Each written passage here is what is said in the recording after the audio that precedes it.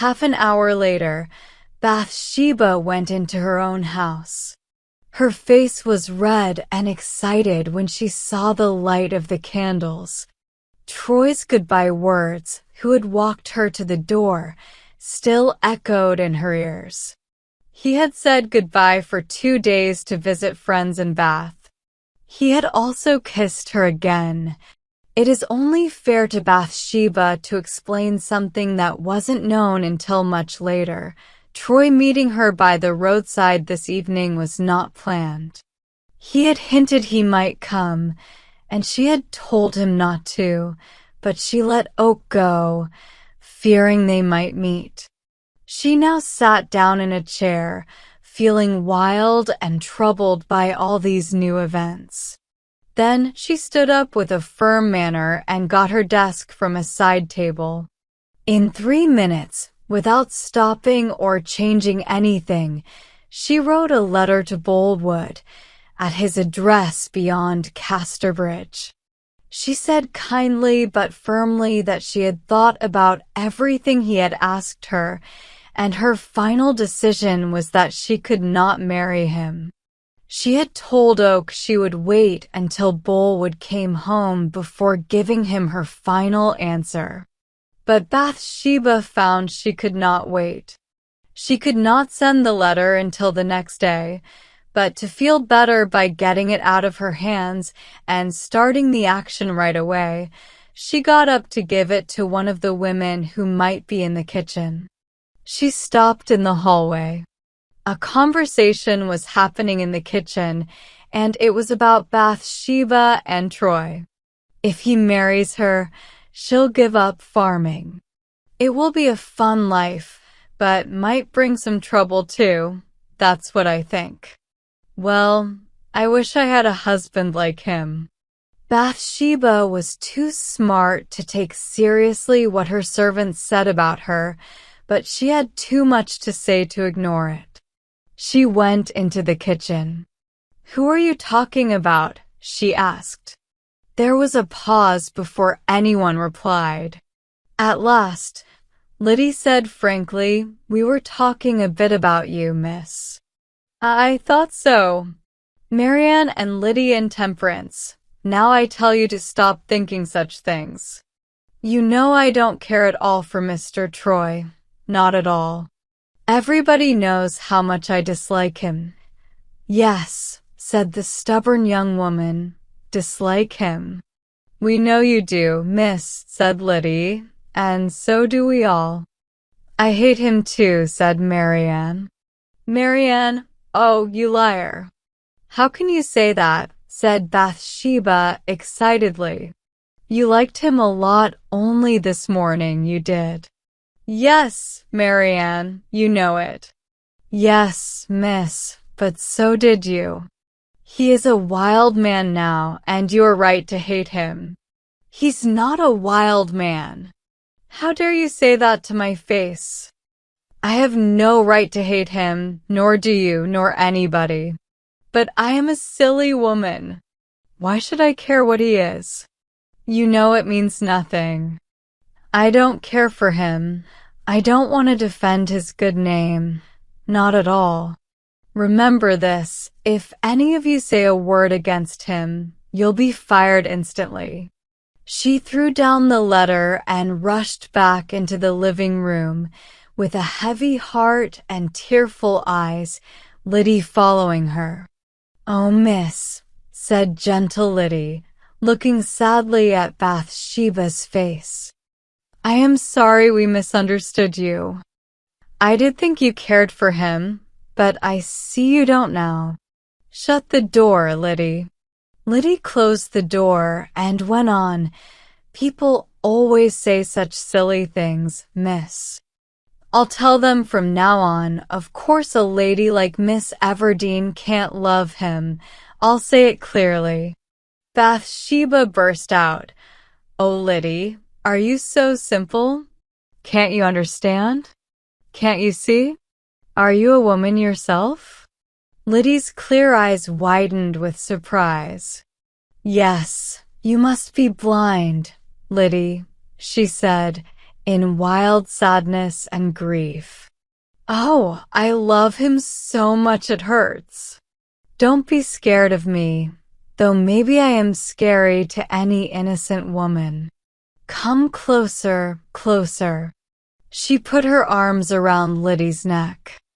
I must tell somebody, it is hurting me. Don't you know me well enough to see through my denial? Oh God, what a lie it was. Heaven and my love forgive me. And don't you know that a woman who loves doesn't care about lying if it means protecting her love? There, go out of the room. I want to be alone. Liddy went towards the door. Liddy, come here. Promise me that he's not a bad man, that it's all lies they say about him. But, miss, how can I say he is not if? You heartless girl. How can you be so cruel to repeat what they say? You have no feelings. But I'll see if you or anyone else in the village or town dares to say such things. She started walking from the fireplace to the door and back again. No, miss. I know it is not true, said Liddy, scared by Bathsheba's unusual anger.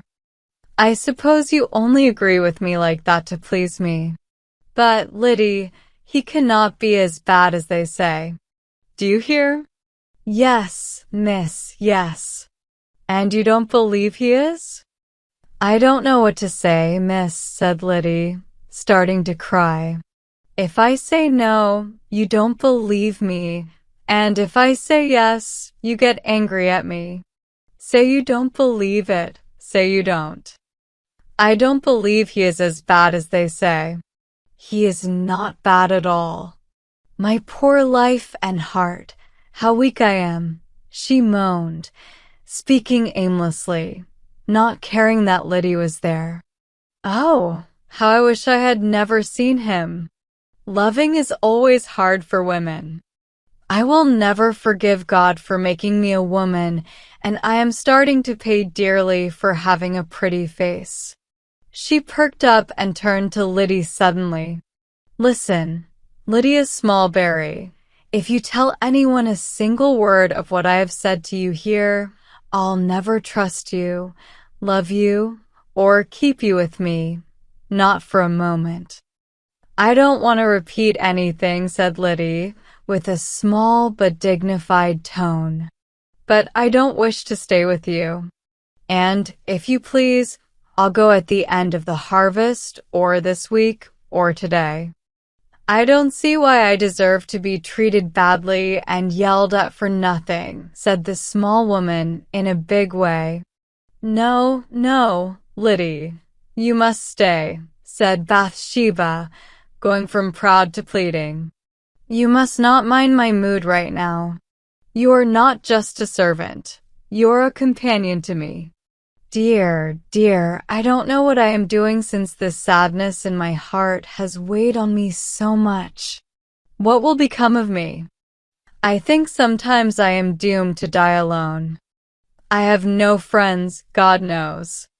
I won't mind anything, nor will I leave you, cried Liddy, impulsively kissing Bathsheba.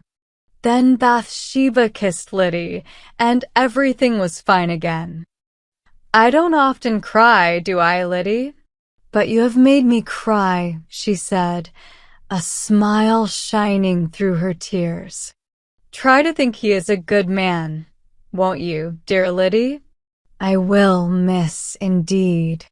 He is a sort of steady man in a wild way, you know. That's better than being wild in a steady way, like some people. I am afraid that's how I am. And promise me to keep my secret, do, Liddy?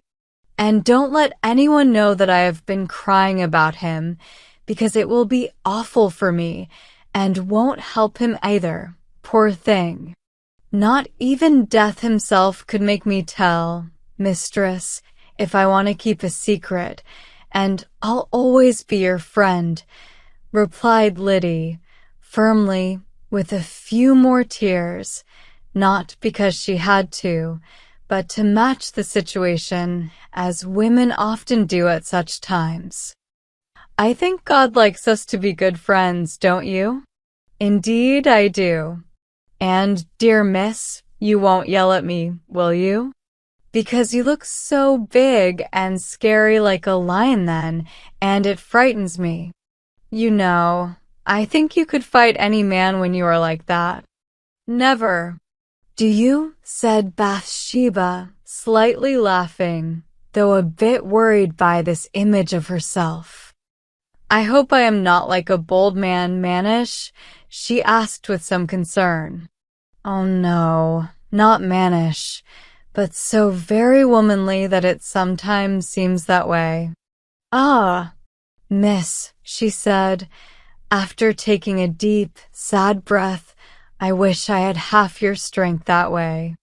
It is a great protection to a poor girl these days.